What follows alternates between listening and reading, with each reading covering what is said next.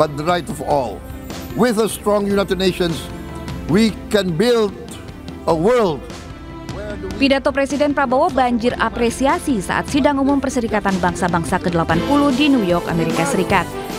Sesaat usai turun dari podium, Prabowo langsung dikerubungi sejumlah pemimpin dunia. Mulai dari Raja Jordania Abdullah II hingga Presiden Brasil Luiz Inácio Lula da Silva. Selain memberikan tepukan hangat di dada, para pemimpin negara ini juga menggenggam erat tangan Prabowo sebagai apresiasi atas pesan kuat yang ia sampaikan dalam pidato. Momen tak terlupakan dalam sidang PBB juga dialami Presiden Prancis Emmanuel Macron. Tidak terima terjebak macet saat menuju kedutaan Prancis di New York, ia langsung angkat telepon dan menghubungi Presiden Donald Trump. Sambil bergurau, Presiden Macron mengatakan ia harus menunggu di jalanan karena semua jalanan tutup sebagai dampak dari iring-iringan Presiden Trump. Meski demikian, Macron tetap melanjutkan perjalanannya dengan berjalan kaki. Masih dari ruang sidang umum PBB, Presiden Amerika Serikat tidak ketinggalan menorehkan cerita dalam event tersebut. Saat hendak menuju ruang sidang, eskalator yang dinaiki Presiden Donald Trump dan istrinya tiba-tiba berhenti di tengah jalan. Trump dan Melania terpaksa menaiki tangga sepanjang sisa perjalanan. Buntut dari insiden ini, Gedung Putih menuntut PBB menyelidiki dan berpotensi memecat staf yang bertanggung jawab atas eskalator itu. Tim Liputan melaporkan. Kontak tembak terjadi antara Satuan Tugas Operasi Damai Kartens dengan KKB di Kabupaten Yahukimo, Papua Pegunungan saat perjalanan evakuasi menuju ke lokasi penyerangan pekerja tambang. 5 pekerja tambang dilaporkan tewas, namun polisi masih lakukan penyelidikan. Dari atas. Tim Damai Kartens harus menghentikan perjalanannya lantaran diserang KKB saat menuju lokasi penyerangan terhadap pekerja tambang di Jalan Poros Kampung Bingki, Distrik Seradala, Kabupaten Yahukimo. Akibat kontak tembak, evakuasi yang direncanakan terpaksa ditunda. Sementara itu, hujan deras yang mengguyur wilayah Yahukimo sejak pagi juga menghambat proses evakuasi. Wakasatgas Humas Ops Damai Kartens, Kompol Yusuf Tauziri menyebutkan, informasi sementara yang diterima, korban penambang berjumlah 5 orang. Namun hal ini masih memerlukan konfirmasi lebih lanjut. Yang menurut informasi mengakibatkan 5 warga sipil meninggal dunia. Korban merupakan pekerja tambang. Satgas Ops Damai Kartens saat ini tengah menyelidiki aksi penyerangan yang dilakukan KKB tersebut. Saat ini tim masih kesulitan mencapai TKP karena adanya gangguan kontak tembak dan kondisi cuaca yang buruk, sehingga evakuasi jenazah sementara ditunda. Pihak Satgas Damai Kartens kini masih selidiki jumlah pasti data para korban. Tim Liputan iNews melaporkan. Pemirsa, sejumlah tokoh Gerakan Nurani Bangsa menyoroti Kapolri Jenderal Listio Sigit Prabowo. Surat tersebut berisi permintaan penangguhan penahanan terhadap sejumlah aktivis yang kini ditahan di Polda Metro Jaya atas dugaan penghasutan aksi anarkis.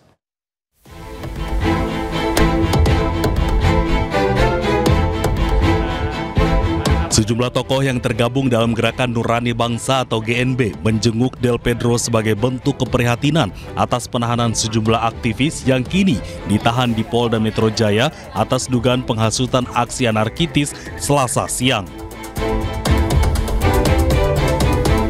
Sinta Nuriyah, istri Presiden keempat Republik Indonesia Abdurrahman Wahid atau Gus Dur bersama sejumlah GNB ingin membebaskan Del Pedro bersama sejumlah aktivis yang ditahan atas tuduhan penghasutan dalam demo berujung ricuh.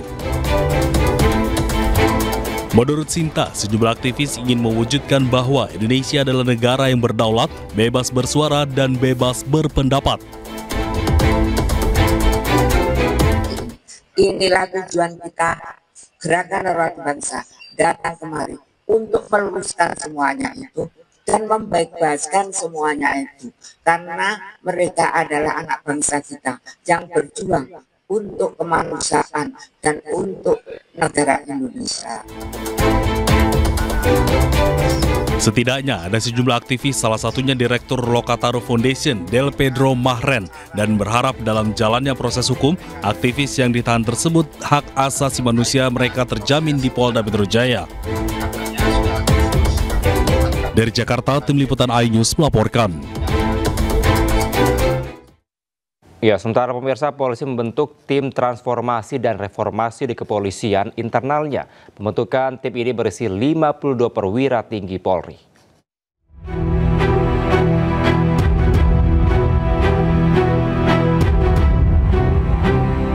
Kepolisian Republik Indonesia membentuk tim transformasi dan reformasi kepolisian. Pembentukan tim ini melalui surat perintah yang dikeluarkan oleh Kapolri, Jenderal Listio Sigit Prabowo. Tim ini terdiri dari 52 perwira tinggi Polri dengan ketua tim adalah Kalemdiklat Komjen Pol Krisnanda Dwi Laksana. Pembentukan tim reformasi Polri dilakukan untuk mempersiapkan proses evaluasi seluruh program yang dijalankan oleh Polri. Ada 3 hal yang harus dikerjakan atau bisa dipahami dengan 3 poin. Yang pertama, berani untuk belajar dan memperbaiki kesalahan di masa lalu. Karena masa lalu bukan hanya yang salah saja, tapi ada yang baik. Tapi ini yang baik kita pupuk, kita tingkatkan, kita tumbuh kembangkan. Yang kedua, siap menghadapi tuntutan, tantangan, ancaman, dan harapan di masa kini. Mau tidak mau kita harus kekinian. Dan juga mampu menyiapkan masa depan yang lebih baik.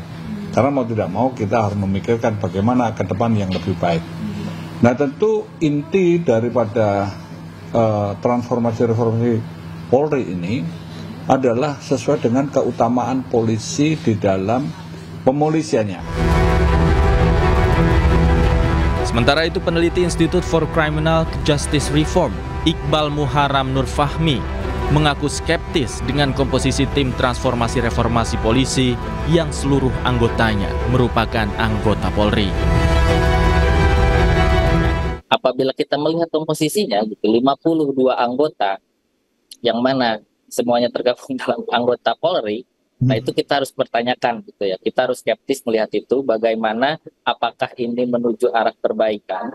Karena seperti yang Pak Anton tadi dari tahun 98 gitu ya, keluar Tampang PRS yang memandatkan bahwa Polri harus berbenah gitu. Tapi sampai sekarang kita belum melihat gitu ya, bagaimana pembenahan itu terjadi, di mana pembenahan itu terjadi. Yang kita lihat malah makin banyak brutalitas yang dilakukan oleh aparat kepolisian sejauh dari kata sipil. Tim ini nantinya akan bekerja sama dengan pemerintah dan pemangku kepentingan lain dalam meramu transformasi Polri. Kinerja tim transformasi dan reformasi Polri diharapkan sesuai dengan harapan masyarakat dan sesuai dengan perkembangan zaman. Tim Liputan iNews melaporkan. Kita ke informasi lainnya pemirsa, para siswa sekolah dasar di Bangkalan, Jawa Timur mendapati ulat dan belatung dalam menu makan bergizi gratis. Tanggal 23 September 2025. Beginilah kondisi menu MBG yang diterima para siswa SDN Bumi Anyar 1, Kecamatan Tanjung Bumi, Kabupaten Bangkalan. Terlihat jelas pada nasi yang disajikan ada belatung yang masih dalam kondisi hidup.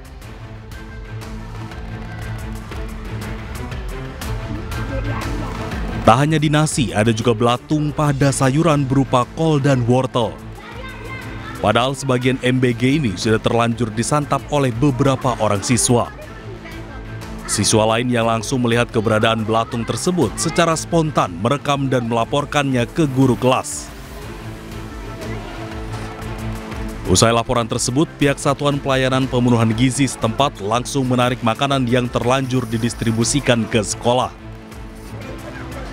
Sebelumnya, 3 sekolah dasar dan 3 sekolah menengah atas menerima pendistribusian MBG yang diduga basi. Apabila nanti SPPG yang ditemukan telah mengirimkan menu makanan yang tidak sesuai dengan SOP, misalnya ada ulatnya, basi dan sebagainya, itu nanti kami pemerintah akan mengirimkan surat kepada BGN untuk melaporkan kejadian-kejadian ini. Pemkab Bangkalan sendiri tidak akan memberi toleransi sepihak SPPG bermasalah dan akan melaporkan berbagai kejadian ini ke Badan Gizi Nasional. Dari Bangkalan, Madura, Jawa Timur, Taufik Syahrawi, iNews melaporkan.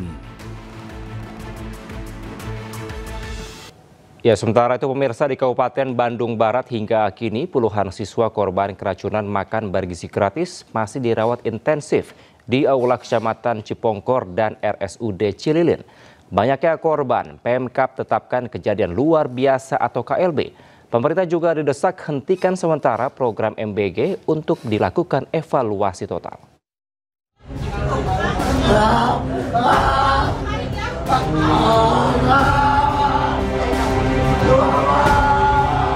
362 siswa di Kecamatan Cipongkor, Bandung Barat masih dirawat di sejumlah rumah sakit.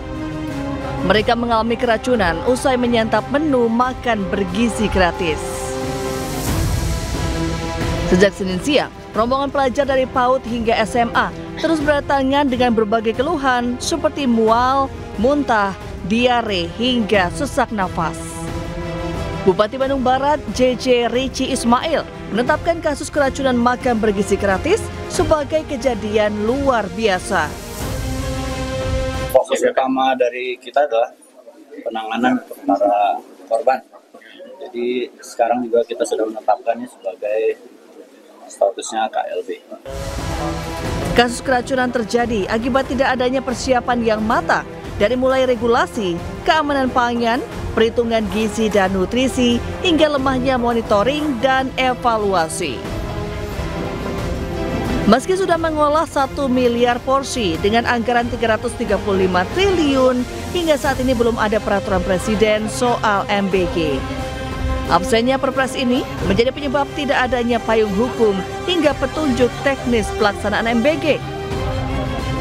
Program makan bergizi gratis ini belum mempunyai perpres yang sampai hari ini masih ditunggu. Kenapa perlu perpres? Karena butuh petunjuk-petunjuk atau aturan-aturan yang nantinya harus ditranslasikan ke dalam petunjuk teknis. Dengan tingginya jumlah kasus, Cisdi mendesak pemerintah segera menghentikan sementara pelaksanaan MBG untuk dilakukan evaluasi total.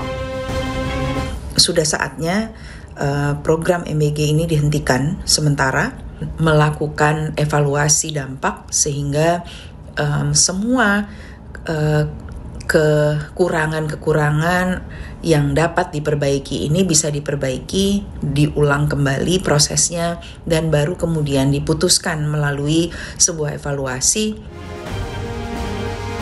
Menanggapi berulangnya kasus keracunan MBG, Kepala Badan Gizi Nasional Dadan Hidayana mengatakan, Presiden Prabowo akan duduk satu meja dengan seluruh mitra Satuan Pemenuhan Gizi Nasional sebagai pengelola MBG.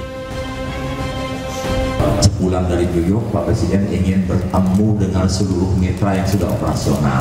Nah, Pak Presiden ingin berbicara kepada seluruh mitra agar melaksanakan program makan bergizi dengan seksama, dengan memanfaatkan, mengoptimalkan dana yang ada.